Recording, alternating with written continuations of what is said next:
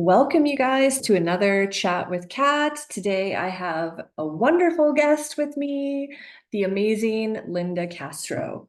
And if there was a Mompreneur of the Year award, she would definitely get it. She's very business minded. She's a mom. She's got a lot of journals and books on the go to help mothers. She also has a great business with her husband, as well as an Airbnb. So she's here to add lots of value today and share her journey in the hopes of inspiring you. So welcome today, Lynda. Thank you. So I glad to will have gladly you. take that award for Mompreneur of the Year. Well, you deserve it. Thank you. So as we get started here today, Lynda, tell everybody a little bit about your background. Gosh, okay. So my background, I mean, how far do you want me to go back? About 33 years ago, my mom and my dad, no, I'm just kidding. Just got to start somewhere. Yeah, I mean, I grew up in a small town. I grew up with very, I say this kindly, but very simple parents. Like my mom was a stay-at-home mom. My dad worked in the trades. So I was, raised predominantly at home by my mother. And while I never saw it, my parents hid it really well. We weren't a very wealthy family. Mhm. And yeah, it was a small town childhood, Yeah. small community. The moment I could, I left, ended up moving into the city. Loved that. That was definitely more my vibe. I went to school. I have a degree in business marketing. I'm not quite sure that it has served me anything other than paying a lot of student debt. But I did it, and it was a really great experience. And then I got into entrepreneurship and never looked back. Married my husband. We met through business together. Yes. And we met, got engaged, got married through COVID, which was an adventure, but I wouldn't have it any other way. And then now I'm a mama to my baby girl. She's 5 months old. Yeah, she's incredible. Yeah. She's so cute, you guys. I might be biased, but she's pretty stinking cute. She is very cute. Maybe you'll get to see her. I don't know though. Depends where this episode goes. But anyway, so how would you say your upbringing kind of led you on this journey to entrepreneurship, and what skills and qualities did you learn along the way to really help with that? Um, I mean, I think when I think about how it was reflected in my upbringing, um, I think a really big part of it is being that my parents never had a lot of money. My dad was really DIY. Like Mm. he overqualified to do pretty much anything, but he was you don't hire a plumber, you just do it yourself. Right. Like you can learn to do electrical, you can, something needs to be done around the house, you just do it yourself. And I never really reflected on it as in terms of my childhood, a parent of where my parents grew up, but I I grew up with this mentality of just, I can just do it myself. Like, who's to Right. say that I can't do it? So when it came to being in business, I mean, the finance business, I really got into it because I was bored at home and I needed a hobby. And I thought, well, this would be great. I'll learn about money, and make friends. Yeah. But like the Airbnb, for example, I built the entire thing by myself, like Right. right from bare walls and concrete to Yes. the space that we have in our basement right now. And nobody ever told me I couldn't. Right. Right, no one ever said you can't frame that, or you can't drywall that, or you shouldn't mud and tape. They did tell me I couldn't mud and tape. I did it anyway, and it looks fantastic. But nobody ever told me you can't do that, or at least I ignored them and I just did it anyway. And with the published works, that was another thing too, is like everyone said, oh my God, like it's so hard to get published. And I'm like, no, it's not. I got like 5 published pieces and a couple journals and notebooks. And are they booming at this present time? No, but don't let anyone ever tell you can't publish anything, because that's a lie. Well, that's all part of the journey, is like getting it out there, learning how to do it. And then once you've done it once, you can then grow off of that and expand off of that. And then figure out more of like, hey, where do I want to cater this to? Who do I want to bring this journal to? And it'll find the right people. It will. Energy is everything, and we can always market in different ways and connect with people in different ways. And that's what this whole thing is about. So, what have you learned about these three endeavors that you're on that really inspires you each day? I think the biggest thing, especially like being an entrepreneur, I obviously respect it. It's not for everyone because it truly is a lot of work. And it's, you know, if you go into any business thinking this will be some get rich quick thing, um, you're in for a big awakening. But Yeah. I like I've had a lot of jobs and I'm not a really great employee, right? Like I really have a mind of my own. I really have a way of doing things on my own. And being an entrepreneur, like every day gets to be different, especially having so many businesses and now a little one who's just so happily just laying on the floor. And I'm really grateful for that. But the, you know, the ability that every single day is so unique, whether it be that I sit down with um, a client on the finance side of things and we go through their personal, you know, their personal story and figure out what resonates with them and what they see for their future. Or I'm connecting with an Airbnb guest who's, you know, transferring across the country to buy a house here and start a new life and getting to hear people's stories and their adventures, and every day is different. You know, it maybe I just don't thrive on routine. Yeah. But having like that spontaneity every single day in our businesses is just, that's my vibe. I like that. Yeah. I'm very much the same way. I'm not a routine person. Very spontaneous adventure. Even as we do this, this is a very spontaneous podcast. But that's okay because that's the fun of it. And to just go with the flow and see what comes out of it is part of the adventure. And tell people a little bit more about your publishing and your journals and what you have on the go there so people can connect with you on that. Yeah, so I I started out by building a 90-day personal development journal. So it was designed to be a morning and night. Actually, it's sitting right here. Yeah, let's show everybody. Well, so this is my author copy. So the original one doesn't come with this, you know, not for resale line down the middle. But my Rise Productivity Journal, essentially, it breaks down day and night. So you start with, you know, having a place to practice your gratitude, setting the stage for your energy for the day, setting big goals, or at least focusing your attention on your goals. But then also I I really vibe in terms of having like a to-do list. But I believe that if you take like the top three most important tasks of the day and you set them as your priorities, and then you just, you know, the few other things that need to get done, you just kind of put them in there. If you focus on the priorities, especially someone with like myself, who I have a kid and I have a couple of businesses, then you can have that reassurance inside that if you only get those three priority things done, Yes. then that was a good day. Yeah. Right? Everything else is bonus, right?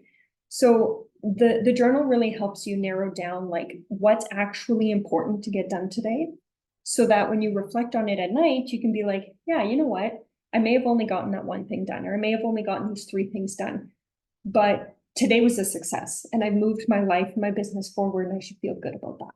100%. So yeah, so the Rise Journal, that was released quite some time ago. And then since then I released a postpartum journal for moms. Amazing. So that one's also, no, that one's upstairs, but basically just a daily reflection on focusing on the positives of motherhood, because especially those first like 12 weeks postpartum are really emotional, like it's an emotional roller coaster. I bet. So to really focus on the positives and, you know, that kind of thing can really help eliminate or limit the odds of postpartum baby blues.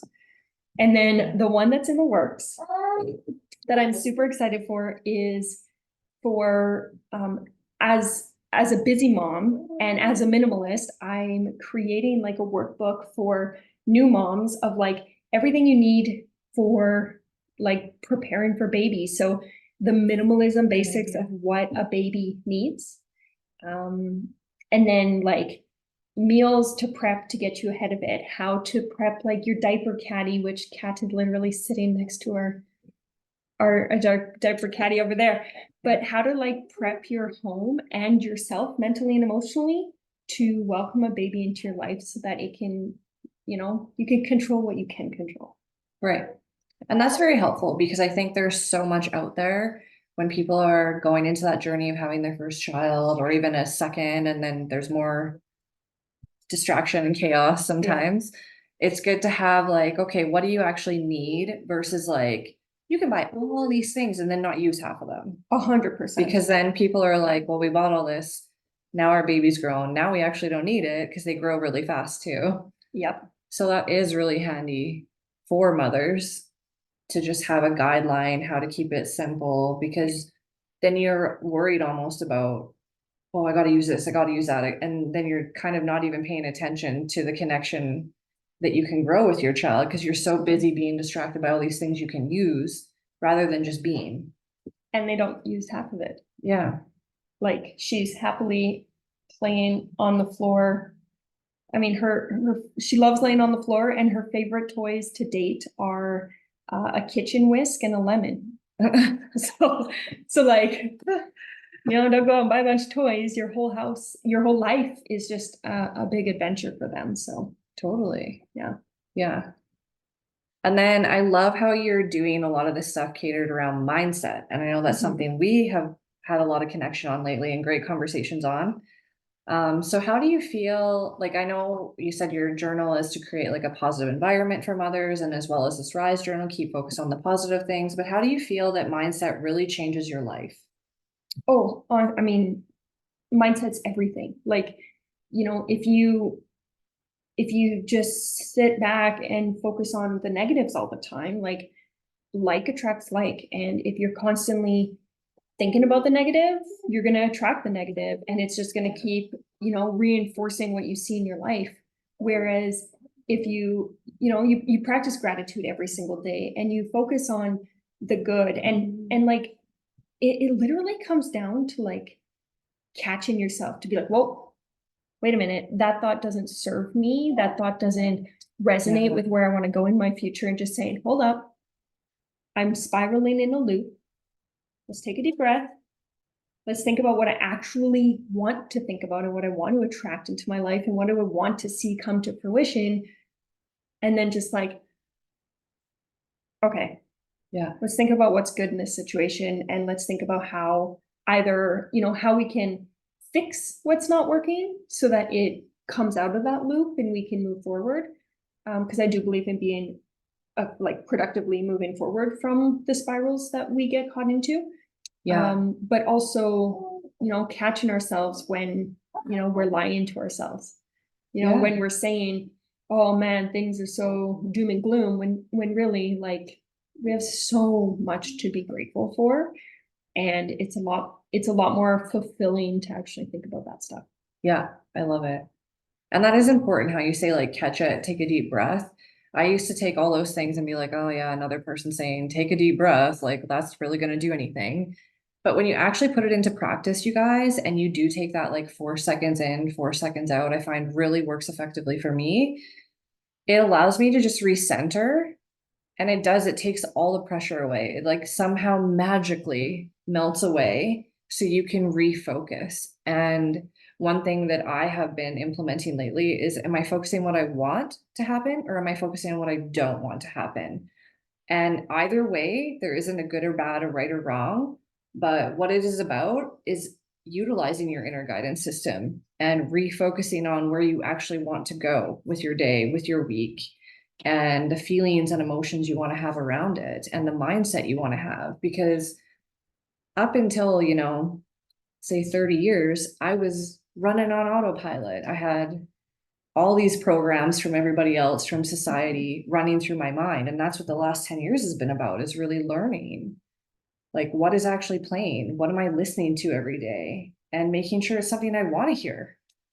And it's not easy every day. So it does take focus, commitment, time, and effort. And if you could give somebody like a piece of advice, like what would you tell them if they're in that spot where they're stuck and that loop keeps playing and they just can't get it out of their head? Yeah, it's, something I learned really recently, having my daughter was when I wish I could remember where I saw it, but they said when you're overwhelmed and frustrated with your child, your newborn, um, look at their hands and their feet. You look at their, their tiny little hands, and you suddenly realize that like it's not personal. Mhm. It's it's not, it's not a reflection of self. It's it's literally just a challenge that is trying to express itself in a way to seek your help and your guidance. And I think that message can really, resonate in anywhere of our lives. Is like when we're having a big problem that seems so big in our head, when we Yeah. take that deep breath and we just go, look at this problem and how really, small and manageable it is, then we start to Yes. realize how big and powerful we are, and that we do have the strength inside to, one, not let this little challenge, take control of us. Yeah. But to just remember in our inner power to be like, you know what, I got this, and I'm bigger than this challenge, and I can overcome it. Yeah. Very empowering. I like it. Mom wisdom, that one. Yeah. Yeah. And that's so cool because now that you're realizing all this within yourself, this is something your daughter is going to naturally grow up in. Yes. And like, how magical is that for you to know that you're setting a new like level of mindset and like personal empowerment for your daughter growing up? I think the biggest gift that I'll ever be able to give her was a personal development that I did before having her, because Right. she's going to grow up with the mindset of abundance, and that the whole world is available to her however she wants to resonate with that. But to also have the growth of my own emotional intelligence, to know that, you know, I can handle my emotions, to give her space to learn to do the same, which is really cool. That is very cool. Very powerful. And is there anything else that you want to add that you do for other people that you're very passionate about?